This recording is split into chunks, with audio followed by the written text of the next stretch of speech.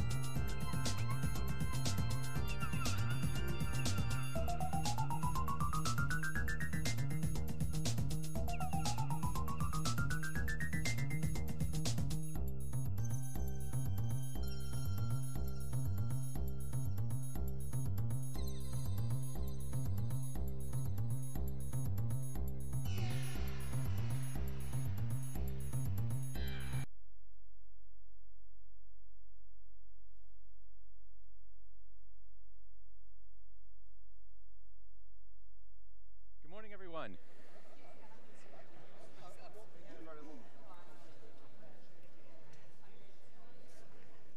Please take your seats. About to begin.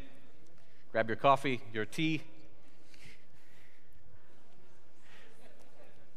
It's nice to look out and see so many familiar faces and new faces. Welcome everyone to the Unite for Quality Education and Leadership Conference here in Rotterdam.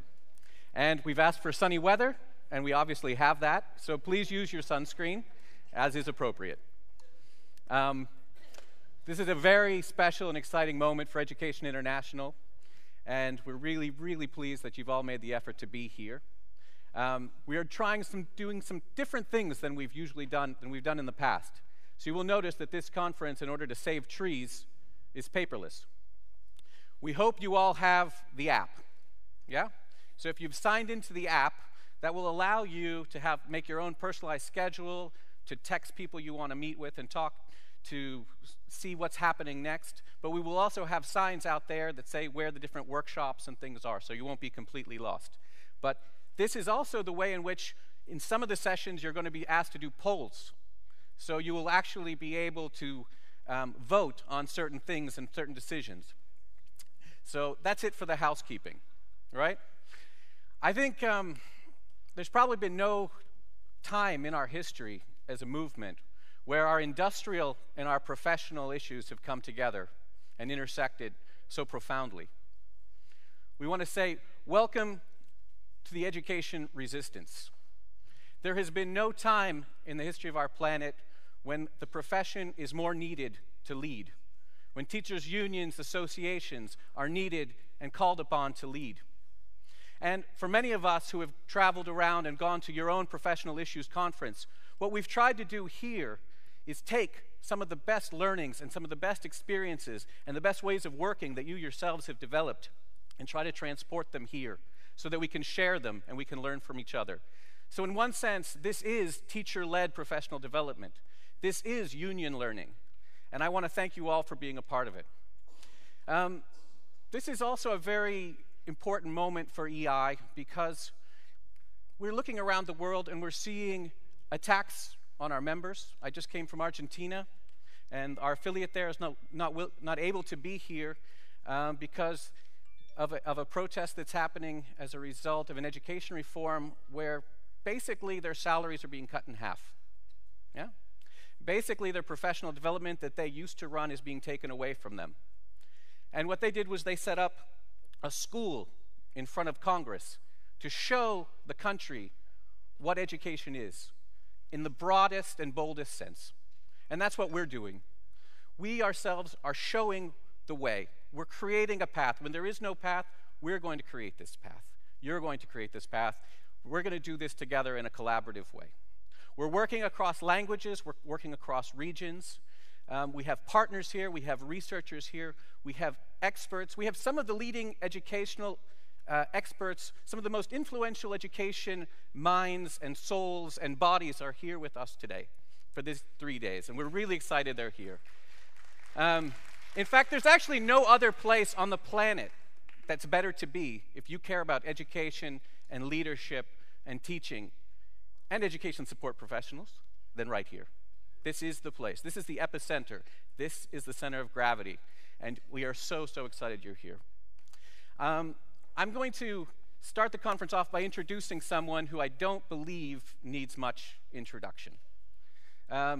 She's probably one of the most trusted, thoughtful, ethical people I have ever met or have ever had the opportunity to work with. She is someone that continuously makes us strive to do better, to be better, and to think, what do these policies mean for our members on the ground? She pushes us. She doesn't want me to say that she's a math teacher from Australia, so I will not say that. She doesn't want me to talk about how long she's been a teacher because she's basically just starting. She's very young. And she is just a phenomenal leader, and we are so lucky at Education International to have President Susan Hopgood as our president. Please join with me in welcoming Susan.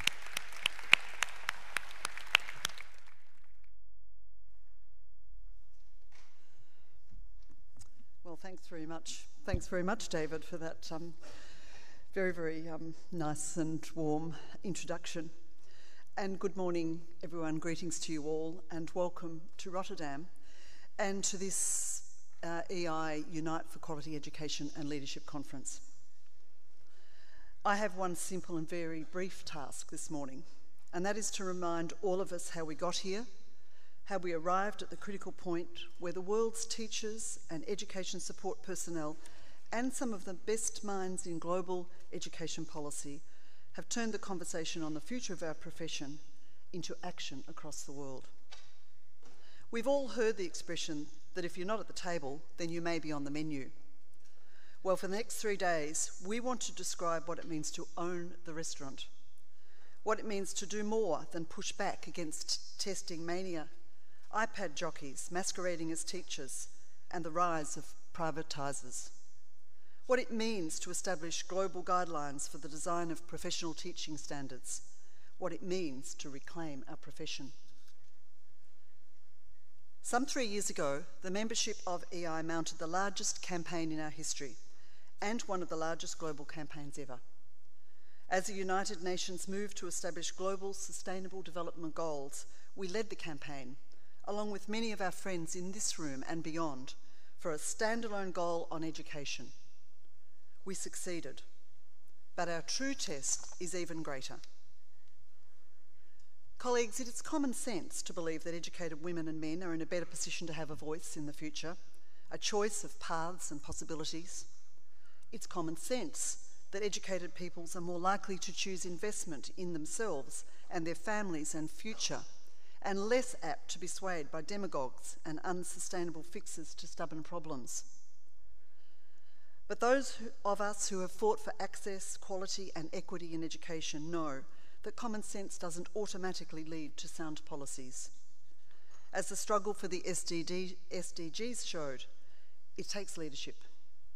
Now the fight to set standards for our profession, to define what it means to be an educator, is the greatest challenge we've faced as advocates for quality education. Colleagues, friends, this task is quite urgent, and the leadership must come from us, and that is why we are here. We are going to get to the core of the challenges facing our profession in order to build on the immense opportunities that lay before us. And it begins and ends with us. However, one big obstacle along the way is government. Too many of them around the world are failing miserably in their responsibilities to their people. Basic responsibilities to collect taxes, to provide infrastructure, to promote equity and equal rights, to invest in their own people, to meet their funding commitments to education. And where they do make investments, these benefit the privileged at the expense of the most marginalised, effectively widening inequalities. Teaching and learning continues to take place in unsafe and unhealthy environments, without oversight and often with overcrowded classrooms, scarce materials and poor sanitary facilities. Failing to adequately invest in teachers' training, many governments have resorted to recruiting unqualified teachers with salaries well below the minimum wage. Worldwide, with some notable exceptions, teachers' workload is increasing. Our professional space is shrinking. Our autonomy is challenged. Our access to professional development is limited, and too many of us lack the qualifications, skills, support, and learning materials to teach and teach well. Without government-funded, free, quality education and highly qualified, well-supported and remunerated teachers and education support personnel, there is no chance of every child and young person getting the education they deserve. Neither is there much chance of countries having stable societies or sustainable economies. Hobbled by their own incompetence, intransigence, or systemic corruption, some governments add cowardice and expedience to their resumes. Too many are literally buying into a commercially packaged illusion that education can be delivered more cheaply and efficiently by the free market, preferably with fewer and less qualified staff and zero deviations from one-size-fits-all online standardised programs and standardised testing. We see the commercialisation and privatisation of education as the greatest threat to the achievement of quality education for all. In 2015, at Education International's World Congress, we mandated our global response campaign to identify and expose these activities. As governments concede, withdraw and sell out, education corporations increase their involvement in various aspects of education governance, as well as the sale and provision of for-profit education services. This includes standardised testing, curricula, and teacher evaluation tools. So in order to tackle this, we have developed an in-depth and diverse program for the next 3 days. The Canadian Teachers Federation, their affiliate, the Alberta Teachers Association, and EI will launch a new conversation that clearly communicates what the policy choices around public education and teaching are in ways that speak directly to the public. We, the educators. To the world, he is a Nobel laureate, but to EI, he is a long-time friend. Kailash Satyarthi, a champion against child labour, will make a call for greater local action. And for EI, there is but one teaching profession. That said, around the world, there are teachers who stand out. And one of them is the 2017 Global Teachers Prize winner, Maggie MacDonnell from Canada. She's here to discuss marginalisation and the need to reach every student, no matter how remote their location. Laureates like Pasi Sahlberg, Beatrice Avalos, Andy Hargreaves, Dennis Shirley, and Connie Chung are here to present some of the most pressing issues and debates facing the profession. We will hear about partnerships for unions as professional learning sites from UNATU, Uganda, and STIR, EIS in Canada, SADTU in South Africa, SNES in France, partnerships and work in Chile, Singapore, Ontario. So many great workshops to dig down and develop collective responses. And unions as the guardians of professional standards, as in my own country, Australia. Standards are not standardisation. Recognising minimum qualifications and standards are our best weapon against deprofessionalisation and privatisation. Unchecked, privatisation will continue to put downward pressure on our employment conditions and student learning conditions as profiteers continue down the path of deregulation, willfully destroying what defines us as a profession. Colleagues, over the next 2 days, we will also hear about what leadership looks like from a whole school approach, including what ESP leadership looks like, especially in an era of Trump or Trumps, Brexits, Le Pen's and Duterte's, to name only a few. These are just a few of the highlights to create the conditions of establishing our guidelines.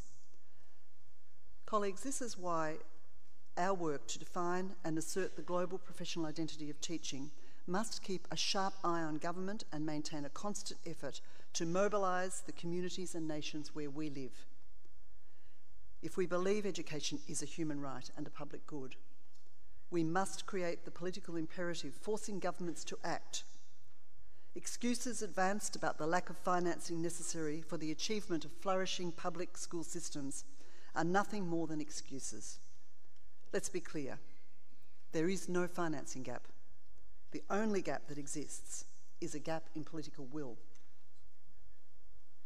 Governments and the international community should avoid repeating the mistakes of the past, broken promises and failures to invest in education and teachers.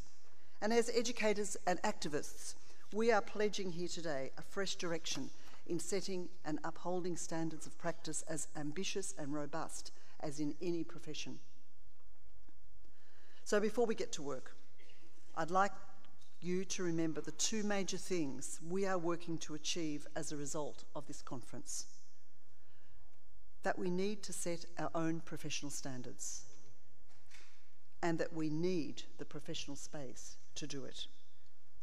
Our schools are and must remain a public good. For our communities, our towns, cities and countries, they are the source of our collective values. They are the engines of our democratic principles and economic growth. I wish you all well for the next 3 days and look forward to the outcomes of the conference. Thank you.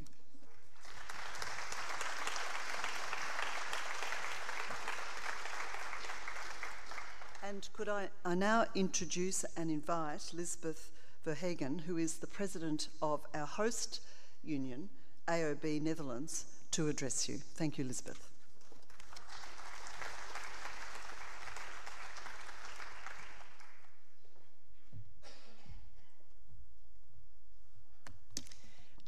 Thank you, Susan. And David, I'm sorry for the weather. Rotterdam, it's a beautiful city, but the weather, we know it. But tomorrow, I heard it will be better. And second, it's an honor to make I call it my maiden speech for the EI here in Rotterdam. Dear colleagues from all over the world, welcome to the Netherlands. Today, and during the next 2 days, we are together here in Rotterdam to talk about the future of our profession. It is an excellent opportunity to exchange our views and to build a global framework for our profession. Teacher leadership is at the heart of our work as AOB. For more than 25 years already, the role of the teacher as a professional is high on our agenda. It is unfortunately not self-evident at all that a teacher has a leading role. Even worse, especially during the last decades, the autonomy of the teacher has substantially eroded. With the decentralization in the education sector in the Netherlands, the authorities handed over the responsibility for the quality of education to the school boards. What happened then was that the boards, instead of facilitating the professionals to carry out their work according to their own expertise, used their position to reduce the autonomy of the teacher. Seconded by often expensive consultancy firms, they started interfering in a more and more coercive way with the profession in general, and even with the daily work of the teacher. People from outside the profession, having never been qualified teacher themselves, gained more and more influence. School boards thought also that they had enough expertise to determine who was capable to teach or not. The consequence was that the number of and underqualified teachers rose. It could come this far because for a long time we didn't have a well-developed and strong professional community.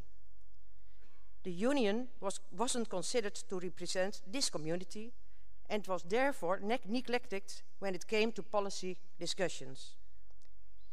The AOB always had and still has a double objective: defending the interests of all those who work in education, as well as defending and developing the quality of education. Many people, politicians included, consider this double objective impossible. Of course, that's nonsense. You can't see your role as trade union separately from what teachers and other workers in education aim for when they do their job: quality education for all pupils and students. Because of this situation, we had to fight for years to get the autonomy of the teacher back on the political agenda and to have this officially fixed in rights and obligations that come with this new position. Finally, 2 months ago, these rights are anchored in a law. This law on the teaching profession, developed and proposed by the AOB, regulates the protection of the profession of teacher and his or her professional space. It determines who may call herself a teacher and what is his or her span of control.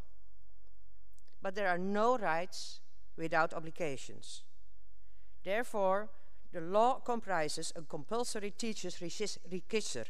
This register still encounters a lot of resistance, mainly because after all these years of confined autonomy, teachers tend to see registration as a next form to interference. So we have to explain even better that the law encompasses more, and that when you want to be autonomous, you are accountable for that autonomy. You have to show that you deserve it.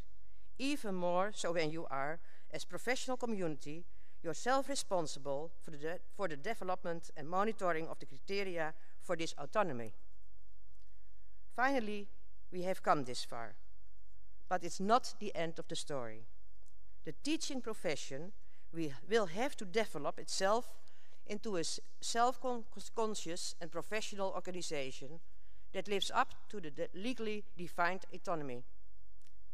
An organization that knows how to keep influence from outside and at an appropriate distance, and that gives the opportunity to the professional teacher to develop his or her leadership in dialogue with his or her colleagues and other stakeholders in civil society.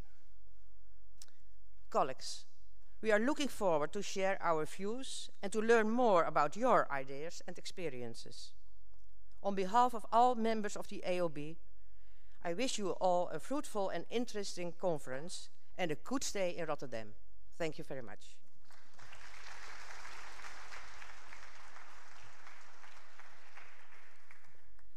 Bedankt, Lisbeth. Dank u wel. I always mix it with my German. All right. So he's another person that asked me not to give a too long introduction. So I'm going to be rather brief. But I also think it's someone who's very well known to many, if not all of you, in terms of a very important thought leader. Andy Hargreaves is the Thomas More Brennan Chair at the Lynch School of Education at Boston College. Before that, he was the co-founder and co-director of the International Center for Educational Change at the Ontario Institute for Studies in Education, commonly referred to as OISE. And Andy has authored or edited over 30 books. I think I'm reading down through all of these, and I'm sure you're going to be speaking to Professional Capital and some of your more recent work. But he was recently ranked as the number 6 scholar with the most influence on U.S. policy up to the election of Trump. So hopefully you'll be number 1 after this, Andy. When I was watching I've seen Andy many times, both online and in person, heard him speak. He's phenomenally inspiring to all of us. He always says, I always hear the person presenting him say, the one thing about Andy is he's always up for a game of pool, of billiards. So if you want to get it one-on-one with him, so that's one recommendation. The other thing is that he's always up for a very long-distance walk. He's known for going on these extremely long walks. And I was thinking, that actually met a different bio, because Pasi Sahlberg also goes for these really long walks, and Dennis Shirley also goes for these really long walks. And then I thought, I bet they go on these really long walks together. Is that right? Nah, that's what I thought. So I have two quotes I was looking through Andy Hargreaves' quotes. I have a couple, just two. On technology, this is Andy. The teacher is mightier than the mouse. I like that one. And the mouse, get it? Yeah, right, good. And if you have to explain it, I guess, you know. And if we're all on the same page, then no one's reading the whole book, which I thought was quite profound too. Further ado, please join me in welcoming Andy Hargreaves. Thank you.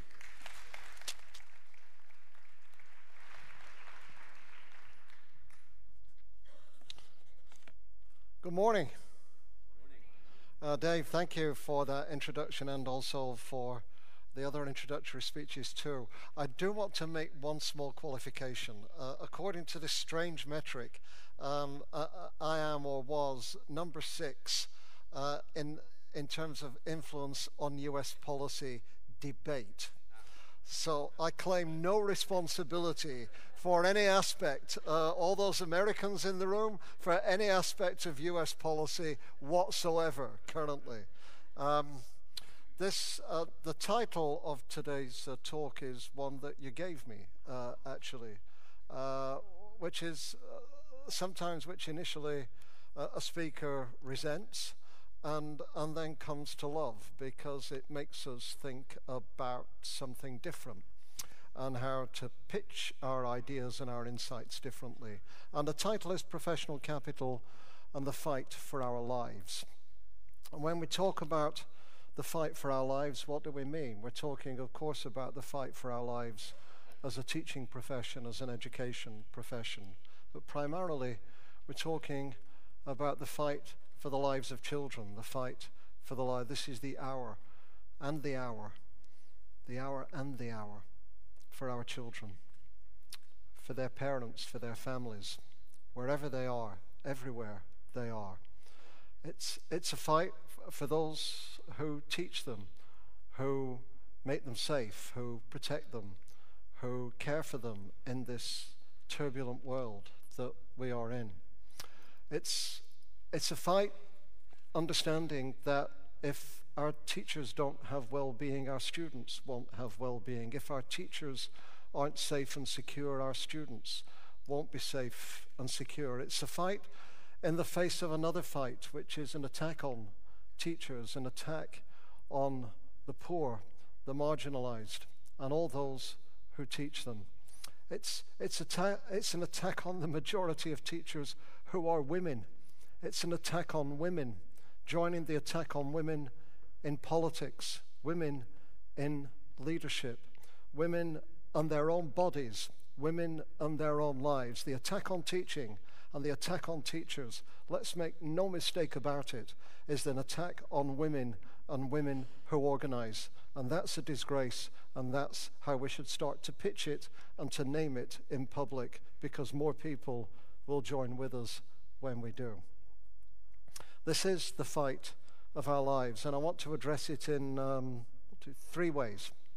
If I lose my words at any point this morning, it's because my brain is somewhere between Texas and Rotterdam right now, having come in on a flight yesterday. I've been studying teaching, being a teacher, being with teachers. I realized to my horror 2 nights ago, for 40 years, my first articles were published in 1977, 1976. And although I can't see you because I'm in the light and you're in the dark, hopefully not metaphorically, only physically, I began studying teaching as a sociologist, having read the D-Schoolers, having read Everett Reimer, Neil Postman, the progressive educators, Paulo Freire and his argument against banking education. I grew up understanding that actually teachers were the problem. Teachers perpetuated inequity, that classrooms consisted 2/3 of the time by talk, and 2/3 of that talk was the teacher's talk. that teachers asked closed questions rather than open questions, that teachers weren't sensitive to the differences in their classes, that this happened in traditional classrooms, and it also happened in progressive classrooms where the white middle-class kids could understand the codes of the apparent questions and invitations the teacher was asking, and the working-class kids and the black working-class kids could not, in ways that people like Lisa Delpit have written about very well. I began by remembering my best teachers and also wanting to be better than my worst teachers. And when I started teaching, most of the teachers I saw remind me of the worst teachers I had rather than the best teachers I had. Let's put away the romanticism of all teachers everywhere for all time and understand that in many places teachers have been perpetuators of inequity. There were 4 writers in Britain, Rachel Sharp, Tony Green, Jeff Whitty, Michael Young, at the time, who wrote about these things, and then there was a bit of a backlash about their writing, and it said, you know, not everything in education is Young and Whitty, Sharp and Green. So this is where we began, and it's where I began, by looking at classroom interaction, and then fortuitously I began to look not at what teachers didn't do and why, but to try and understand what they did do. That if teachers didn't always do the right thing or the best thing or the most difficult thing, it wasn't because they were bad people or had been mis-selected. That there was something about their work lives and their environment, about the way it was structured, about the way they were controlled, about the time they had or didn't have, about how isolated they were or were not, about what their histories were, their biographies, about how well they were paid, about how secure they felt. That all these things affected what teachers did. And so my work began to move to looking not at what teachers didn't do, but what teachers did do, even if I didn't like it. And trying to understand first, as you do with a child, even children you don't like, you begin by asking what is it they have, and why is it that they do what they do, rather than being disapproving and sanctimonious about the things that displease you. And then understanding what teachers do, we have increasingly over time, as teaching's got better, and it really has, as teaching's got better, as it's become more culturally responsive, more differentiated, more inclusive of children with special educational needs, more able to hand diverse classrooms, unexpected children with overwhelming problems who come into our schools and out of our schools to someone else's school almost every day. As teaching has got better, understanding teaching and the nature of teaching and the challenge of teaching has become even more important still. One of the fights of our lives is a fight to understand teachers and teaching so that they can be the best they can be everywhere for all their students. To understand that is now the second thing, which is to understand some of the changing things in the world that are making teaching more sophisticated, more difficult, more in need even further of being a profession with discretionary judgment, not standardized algorithmic practices to respond to the rapidly changing populations that teachers in all countries everywhere almost are finding in front of them. And as we understand this changing world, then we'll come to, thirdly, the issue of what professional capital, this strange phase, means, why we need it, why it may help us find a narrative that will speak not only to our base. Our base is the easy part. The laboring, the industrial part is the easy part of what we do. The Democrats failed the last election because they spoke only to their base, and they did not speak to people who disagreed with them or differed from them. They particularly failed to address in any iota of a way whatsoever those who were poor, white, working class.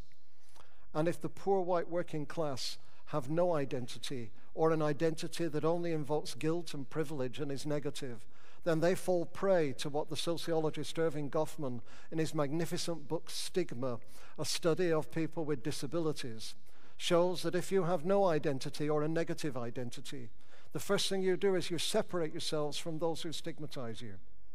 You close yourself in. You form a subgroup. And then you develop everything that disvalues you. You take as a point of pride. Cripple becomes a point of pride. Black becomes a point of pride. Gay becomes a point of pride. White trash becomes a point of pride, because we live in a world not only of intersecting identities, but interacting identities. And if we feel insecure and disvalued in our own identity, then we will inflict damage on other people's identities beyond us. The world is changing dramatically, and here's just some of the ways in which it is. So, apparently if I move across here, I'll be able to see my slides. So, let's see. It could be a miracle. The hardest thing about being here is there's a number 10 on the screen, and it's in green, and when it begins to work, it goes down to 9876. But like post-traumatic stress, you never know the moment when this number 10 will start to move down to lower numerals. Not everything has been bad globally in the last few years. The Guardian newspaper in England recently reported that when we have concerted effort, the things we can achieve together on a global scale are remarkable. We've done a lot about what we might call absolute poverty, people in complete dire need caused by hunger and starvation.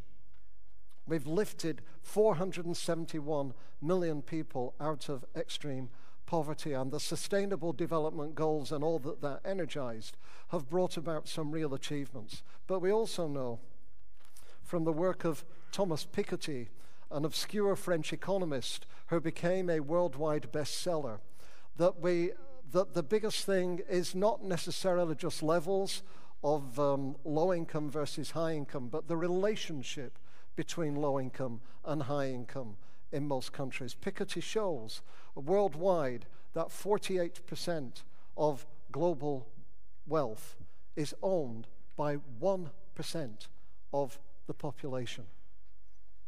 48% owned by 1% of the population. And if we look at a series of books in America and elsewhere, we know what that means. This is Bob Putnam in his book, Our Kids, or J.D. Vance in his book, Hillbilly Elegy. And there are many more of these books that talk about qualitatively what that feels like when we live near to, close to people who are profoundly in a different place than we are. In 1967, a sociologist called William Runciman wrote a book in England called Relative Deprivation and Social Justice, which indicated that we feel most injustice not to those who are far away from us, but to those who are very close to us. Those who are far away cause the injustice, but we perceive it in relation to the people very close to us. So we don't resent the wealth of Donald Trump, or the wealth of J.P. Morgan, or the wealth of Goldman Sachs. We resent the person who has a secure job and a pension compared to ourselves who don't. We reject, as Arlie Hochschild calls in a brilliant new book about Louisiana, we reject the people who seem to be cutting in line ahead of us, the people who arrive in the country and get a job before we do, the people of a different color or ethnicity who seem to have privileges, advantages, and opportunities and categories when we don't, the people who scrounge on welfare when we seem to be hardworking and decent. It's the people, it's what Freud called the tyranny of minor difference that people focus on, even though it's the big differences that cause the inequities. And Runciman's son, a professor at Oxford University, notes now that some of the greatest inequities increasingly are white-on-white violence in North America, as well as white-on-black and black-on-black. All these inequities matter. All those walk into our schools. And the biggest way they have an effect is what in 1973 Richard Sennett, based on a study of working class adults in Boston who had failed their public schooling, called the hidden injuries of class. And what he found amongst these adults who'd been years out of school was that failing school caused them to lose many things, but the biggest thing of all that they lost was their dignity, their sense of worth, their sense of value. You can take away people's dignity, but you cannot give it to them. But it's so easy It's like trust. It is so easy to take away. And if you've watched recently a movie, which I haven't shown you because most English people can't understand the British accents that are in this movie. They are from an obscure part of northeastern England. But I, Daniel Blake, the Palme d'Or winner last year at the Cannes Film Festival, produced by 80-year-old Ken Loach, is about a 60-something man, a carpenter, who has a heart attack and loses his job and is subjected to the labyrinthine bureaucracy of welfare payments, which are designed to make him give up in seeking welfare payments.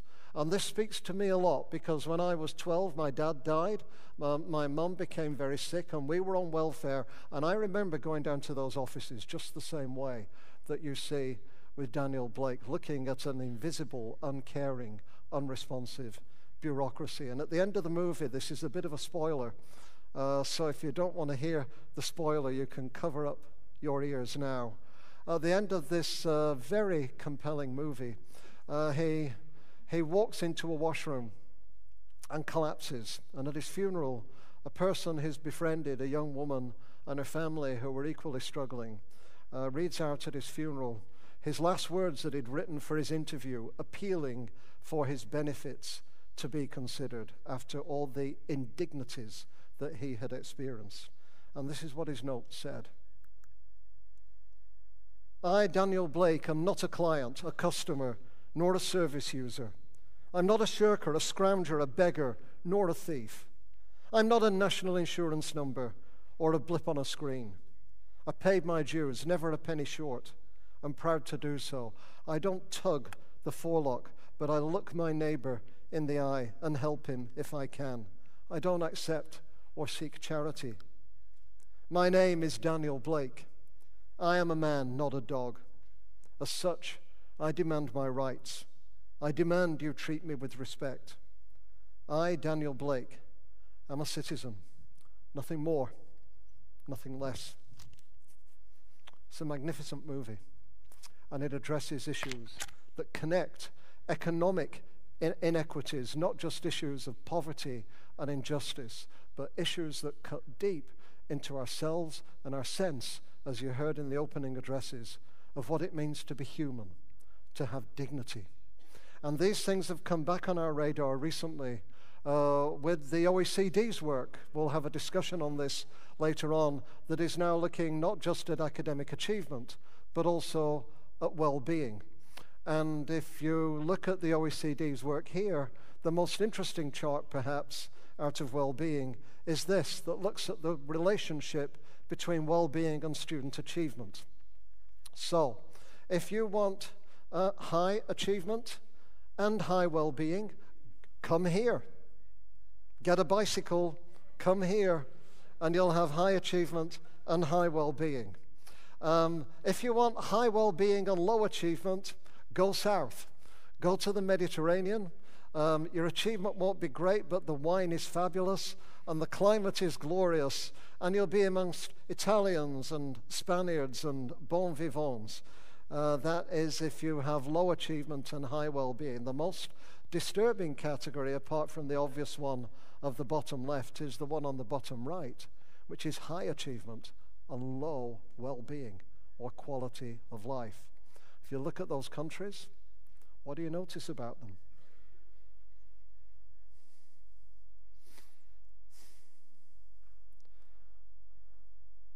Most of them are in Southeast Asia. They're Southeast Asia and then an honorary member of the club, which is the Disunited Kingdom. Okay? So is high achievement causing low well-being? Is it leaving no space for low well-being? Do Asian cultures value well-being in a different way than we do? Not as by we, I mean Americans or British or Europeans. Do they see it perhaps as meaning, purpose, and sacrifice, not happiness and joy? Is it measured differently? We don't know, but we should think about these issues, and we should think about them harder. But we do know that when there is high income inequality, it also causes lots of negativity on all range of social indicators. And everything I've showed you here that varies between countries, according to this work by Wilkinson and Pickett, is the same variation across US states. That the ones with lowest income inequality are best in terms of things like not having great problems of obesity, or alcoholism, or drugs, or teenage pregnancy, or high imprisonment, or whatever it is. So inequity matters, not just because it matters, but because it affects and it runs through everything else. And all the children of these inequities appear in your classrooms and the classrooms of your members. And then they're compounded by probably the greatest refugee crisis for 50 years. When people show up in your classrooms not with just missing a language or a few years of schooling, but multiple experiences of post-traumatic stress, the father being shot before their eyes, the home being destroyed, uprooted from their country, one after another, and you and your members are responsible for raising their PISA results when they come into your classrooms. And it's more than just working hard and giving more effort, but it's actually being better professionals who can deal with the diversity of who are in front of you. And then there's the global epidemic of mental health. This is just one example from a study in England of who might be showing up in an average class of 15-year-olds, self-harming, being bullied, being marginalized. And then we'll hear more about this at this conference. There's the world of computers and computing. The OECD shows that the countries that adopt computing most quickly show the least progress in student achievement. The ones that adopt most quickly show the least progress in student achievement. And a few years ago, when we, Dennis, Shirley, and I in our projects went into classrooms and asked teachers what's going on with technology in your classrooms, what they'd say would be, all kids are connecting with other kids in other schools. We're accessing experts. We can download things through Google. We can have videos as well as textbooks. We can do all that. Now what teachers say to us is they talk about digital distraction, excessive screen time, disinhibition, bullying, uncontrolled, unconstrained language, especially of girls. Girls are achieving more and becoming more anxious all at the same time. And our failure to deal with digital technology as a problem as well as an opportunity as part of our skill set is part of this.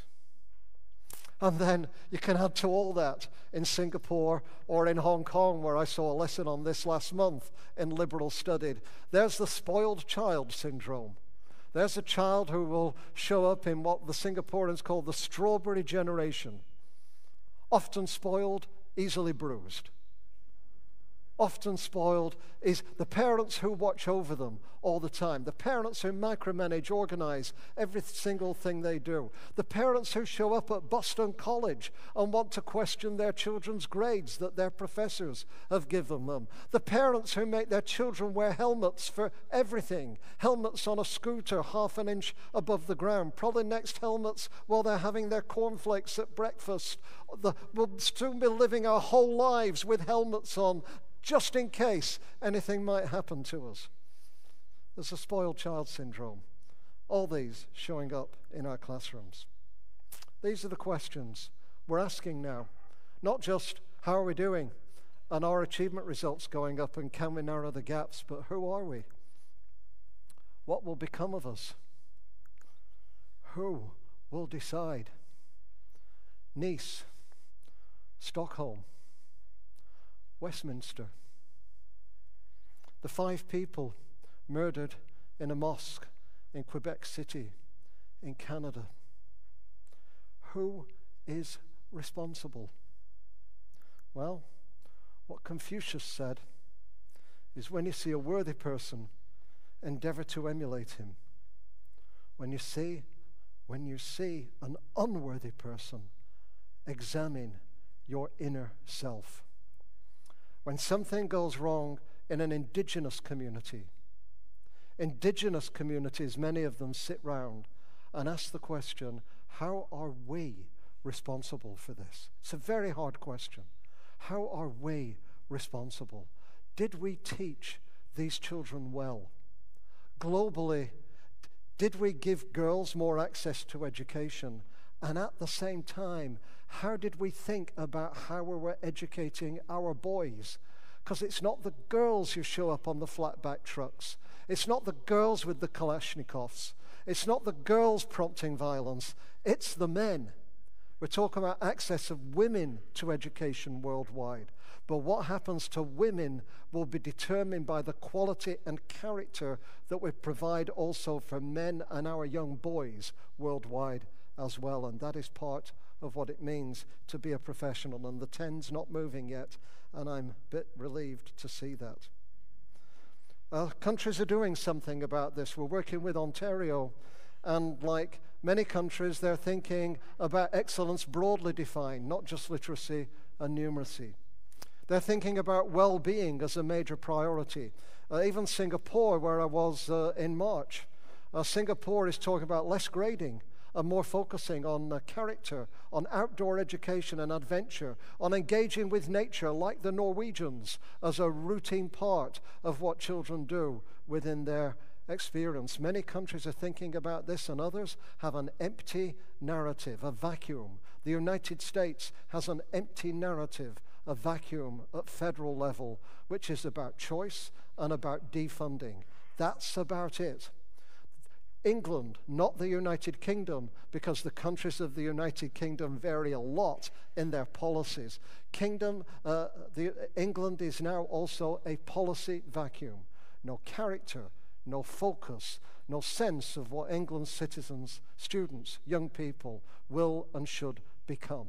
Just markets, academies, grammar schools, choice, fracturing, segregation, more of those inequalities that separate each of us from all the others around us, more intersecting identities, less interacting identities, because people don't see each other. So what does this mean for this strange book you also asked me to talk about, called Professional Capital, a book that Michael Fullen and I wrote in 2012. The labor movement sometimes is a little skeptical about a book with the word capital in it. But capital is a metaphor. It's just a metaphor. If you want a return, make an investment. That applies to money, but it applies to many other things. The environmentalists have a term, natural capital, in terms of how we are stewards for and look after the environment around us. There's even a book on erotic capital. I also do speeches on this. They have much bigger audiences, and they are far less effective, okay? So it's a metaphor. If you want an investment, you get a return. And what we're increasingly finding with people like Eric Hines, who's president of the California Teachers Association, or Rebecca Holcomb, Secretary of Education for Vermont, who are adopting this in their language, it's enabling them to speak to people who are different from them as well as stoke up their base. Because people understand, many people, the basic metaphor of capital, even though they may disagree with the version of it. And in Professional Capital, we compared two kinds of capital. The one that is driving policy in many parts of the world now, which is a business capital model, showing all these things up here, which I hope you'll show in a second. They are up here. And that is, the business capital model is how we invest in education to get a short-term profit for the investors, and to reduce the tax burden on the general population so that public resources can be moved towards private ends. More charter schools, more academies, more technology, lower teacher salaries, less costs, more flexibility. This is the driving force of business capital. This is our enemy. This is our enemy, worldwide, everywhere. And when I say our, I mean the enemy of teachers. I mean the enemy of children, the enemy of the poor, the enemy of the marginalized. This is the enemy. And against it, what do we have? A model of professional capital, which characterizes the teaching currently in the highest performing countries, where teaching is hard, not easy, where we do it together, not alone, where it has high status, regard, and recognition, where it's not data-driven but evidence-informed, combined with our best judgment that we operate together as a community, where we're not replaced by technology but work with technology and many other things as well. This is the professional capital model, and there are three components: human, decisional or judgment making, and social. Each of these components is itself under attack from the business capital model. So first, let me show you. This is what generically human capital looks like. And in the strongest countries, you'll get the best versions of this. So good human capital means you prepare teachers well, you educate them well. They come through universities like doctors, architects, engineers. They do a strong program. It's connected to good practice and to internships, and also to understanding cognitive science and engaging in reflection and inquiry into your practice. It's based on accumulating knowledge. It's based on emotional skill and capacity to empathize with young people. This is what it means generically, but there are attacks on human capital, and they are of two kinds. And if Dennis Shirley is getting distracted, he'd better wake up in a moment, because he has a shock coming from his best friend. And there are two attacks on the human capital view. The first is obvious. The first is that in a report by the GEMS Foundation, for example, a couple of years ago, they looked at global indicators of teacher status and then compared country by country and tried to argue that the same quality of outcomes were achieved in different countries at different costs, and that if Switzerland lowered its costs and increased its class sizes and paid teachers less, it could perform as well as Finland. Are you following me? In Canada, another report compared 4 provinces with the same results and argued that the other 3 provinces' salaries should fall to the level of British Columbia's salaries if everyone could deliver the outcomes at the same price, not recognizing that that might cause a slight teacher recruitment problem in the other 3 provinces. But this is the efficiency argument, not let's make it better, but let's do what we have at a lower price and cut back on simple metrics wherever we can. The other part of the attack on human capital is positive psychology. Optimism, resilience, grit, mindfulness. Karl Marx said religion was the opium of the people. Perhaps mindfulness is the new opium of the people. We may not be able to control our conditions or our destiny, but we can control our positive state of mind and our mindfulness. Companies are signing up positive psychologists with huge grants, not to pay their workforce more, but just so the workforce will feel more positive. Oliver Burkeman, an Englishman, had to be an Englishman because in England, misery loves company. Oliver Burkeman wrote a critique of this very American concept of positive psychology. And he went to ashrams and Buddhist hangouts and places where he had vows of silence and wrote about them. And he said basically a lot of this is a gentle form of capitalist oppression. When you have colleagues, as I do, who buy a treadmill so that at their desk they can get exercise, standing up, so they never have to go outside. It just means you work more. The treadmill was an instrument of medieval torture. It now means instead of going outside for a walk in nature, you can walk endlessly at your desk while you are working. An energy bar, which was meant for cyclists in the outside, is now used as an alternative for lunch. So we no longer need green vegetables or tomatoes or company or people, but we can sit tethered to our desk endlessly, producing profits for the corporations who employ us. And so too sometimes is it the case of mindfulness. We have one district in Ontario, for example, who understand that the teachers are stressed because every child they deal with in this district is seen as absolutely heartbreaking. In one of the districts, 600 teachers registered with district support for an online course in mindfulness. Now, if a dozen teachers register for an online course in mindfulness, you think it's probably a need for them and a joy for them and an opportunity in the system. If 600 teachers register for a course in mindfulness, you have to ask, what on earth is wrong with this system? And as one of the teachers said, we recognize that our staff are stressed. Sorry, that's the same quote as before. There's a false belief that yoga and meditation are sufficient to help teachers eliminate stress and get back to work. Now that you've yogaed and meditated, you should be good to go. The answer to systemic problems that cause ill-being is not individual responses that create well-being, or only individual responses that create well-being. The second is decisional capital. This is how we make judgments over time. A big issue for the profession now is, what is professional judgment? What is professional judgment other than blind trust, which is, we know you're qualified, we know you're prepared to do your job, and we're parents, and we say, leave it up to you, up to your judgment.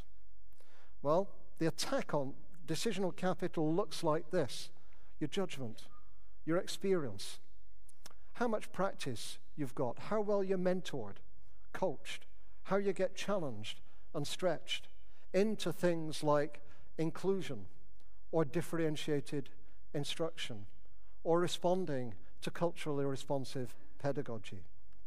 This is what we mean by decisional capital, or making good judgments.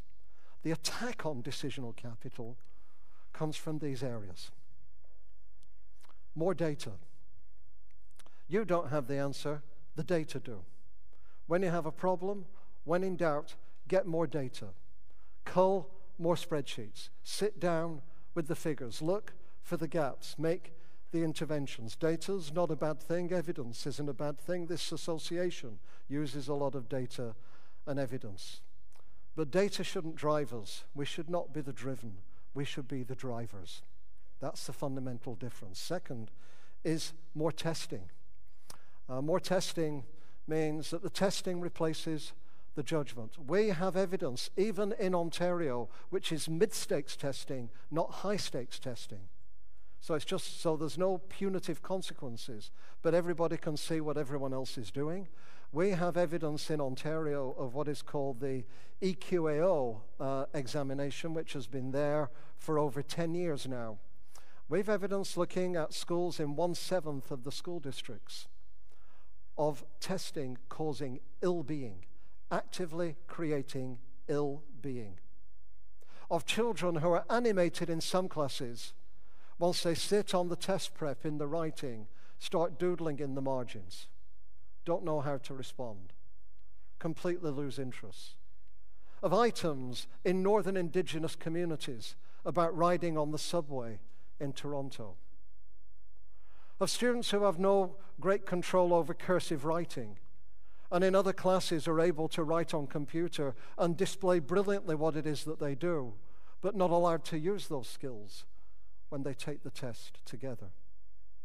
Of teachers whose own children are afraid of letting their parents down when they are in their own schools.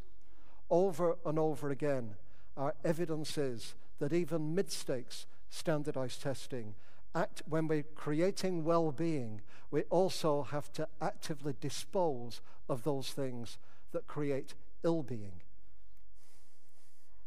And then third is the third and fourth, down to 9 minutes 15, but I think we're going to make it.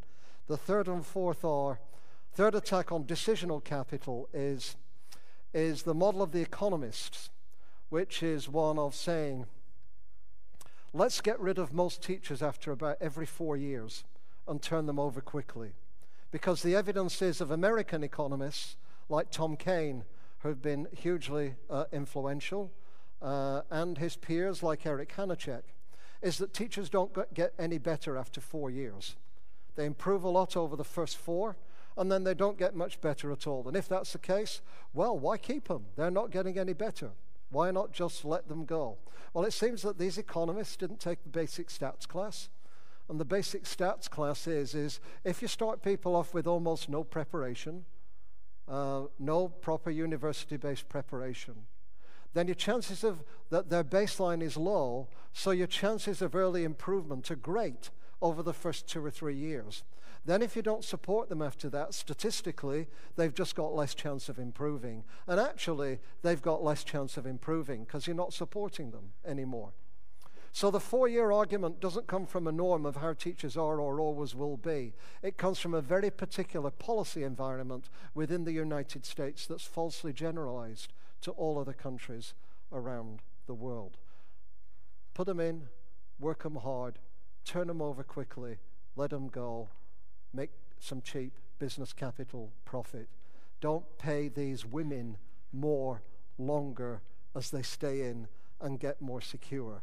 Take the women, work them hard, let them go, move them on.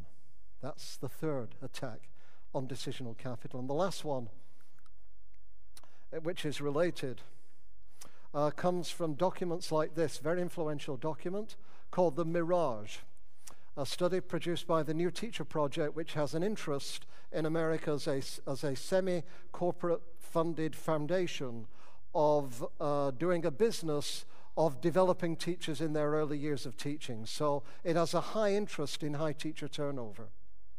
And what it did was a study of 3 school districts with over 1,000 teachers, which basically showed, picked out the top quartile and how they improved over 2 years, and the bottom quartile that didn't improve over 2 years.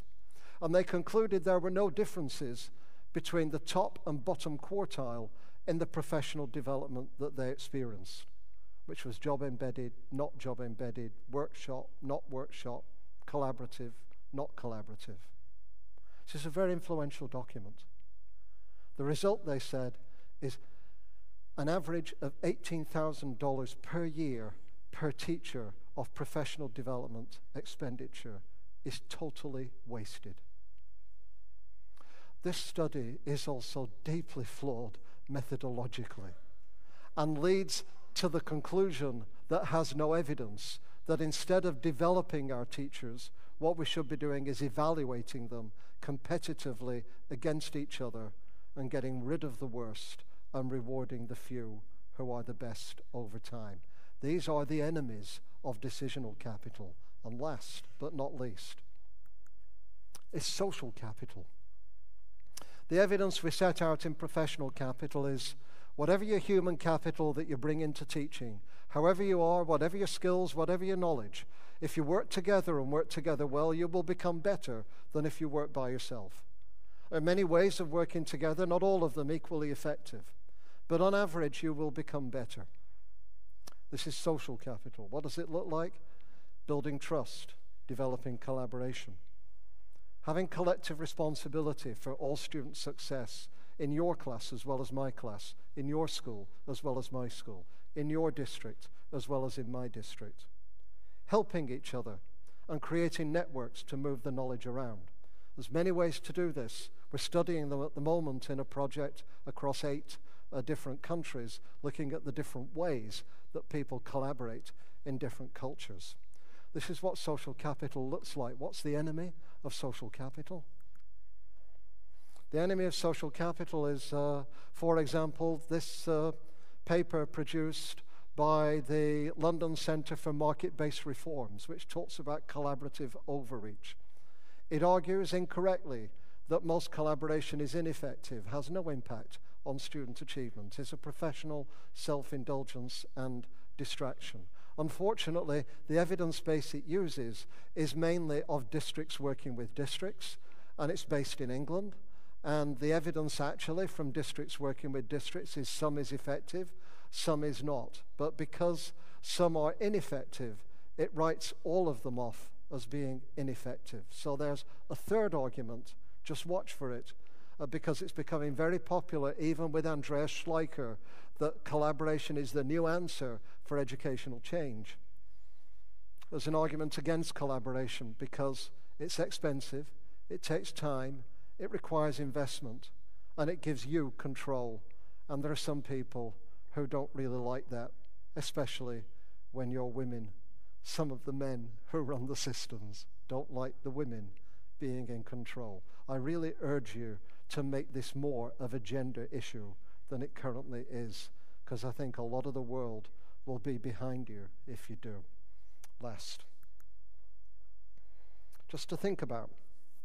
So as we think about how to collaborate better, understanding that not all collaboration is equally effective, I just want to leave you with thinking about this, which is, in reclaiming the profession, we need to reclaim both the collective and the individual aspects of it, both. We need to have collective responsibility for all student success, but also reclaim personal responsibility. The right loves personal responsibility. The left loves collective responsibility. Rejoice in the fact that they both love responsibility and find ways to bring them together. So Sebastian, could you put up the slide, please, from the that I asked you to put up before? And you can't probably quite see this, and indeed neither can I. So I will just read a couple of these to you so that they'll give a sense of what's there. So collective autonomy, which sounds paradoxical, means teachers have more autonomy from the bureaucracy, but less autonomy from each other. More autonomy from the bureaucracy, less autonomy from each other. What does that mean? It means that you're transparent to each other, that you share what you have, that you see what I just saw in Hong Kong, which is an open class where 4 teachers learn how to teach the same class together. And one of them teaches it to a lot of visitors and asks for critical feedback. And so that when the critical feedback comes, it's not of the teacher, it's of the class, for which they have collective responsibility. Collective responsibility means us and our students, us and our schools. The special ed and the regular teacher taking collective responsibility for the same child. But don't forget personal responsibility. What is personal responsibility? What the best teachers have always done. Work hard.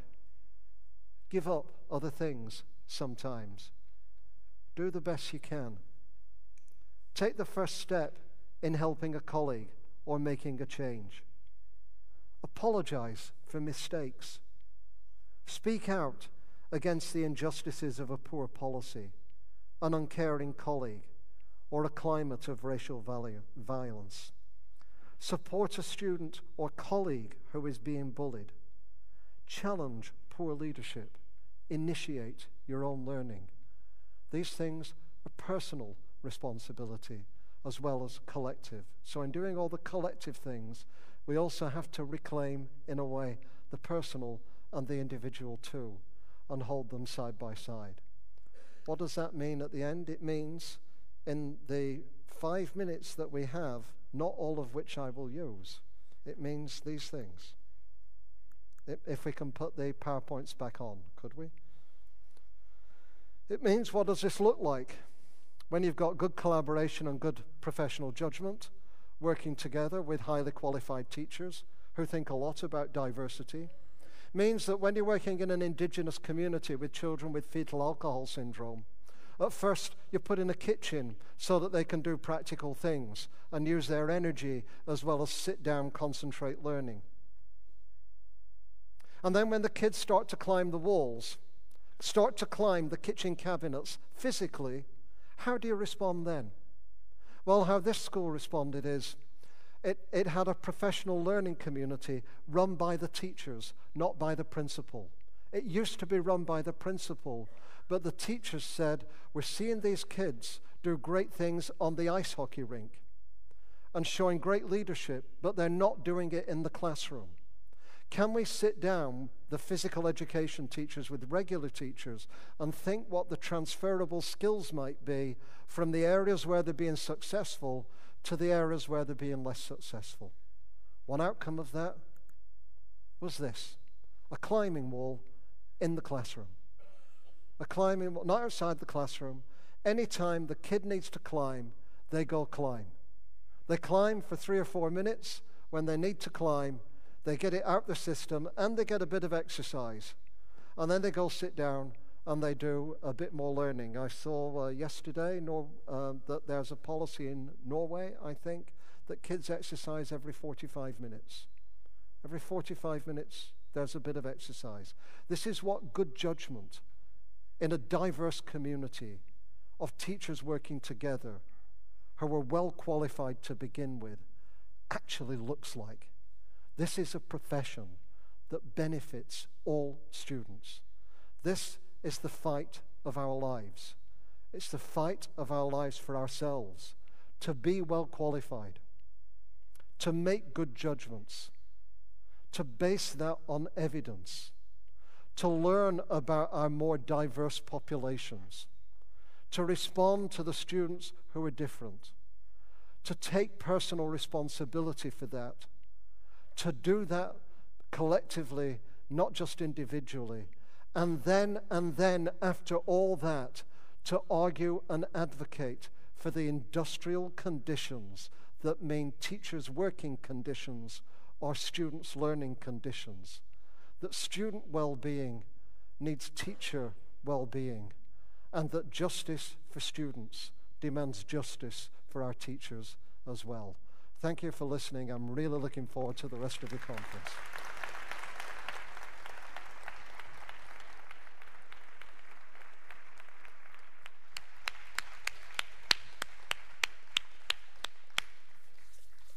How about that? So Andy has thrown down the gauntlet and started us off. Thank you very much, Andy. It's a great frame for this conference. Colleagues, we're a little over on time, but not too bad. We want to take a quick break, because like Andy said, to walk around a little bit, get some exercise. For those who just flew in from far away, have a cup of coffee to recharge. This conversation is going to continue in the next panel, where we are going to launch the We the Educators campaign conversation, which is going to be really exciting. So if we could all come back in by 1:45, and then we can start shortly thereafter. There's going to be also, just for your information, at the back, you'll see these black boxes, the podcast corner. I told you we're doing things differently. You also have some artists who are going to do some representation around the conversations, the discussions, to try to actually have some qualitative work done representing what we're talking about across the 4 streams: the professionalism, the pedagogy, the leadership, the curriculum, at 3 levels: the classroom, the union, the world. So please check out the graffiti artists at the back who are doing that too. We look forward to seeing you all back after the break. Thank you very much.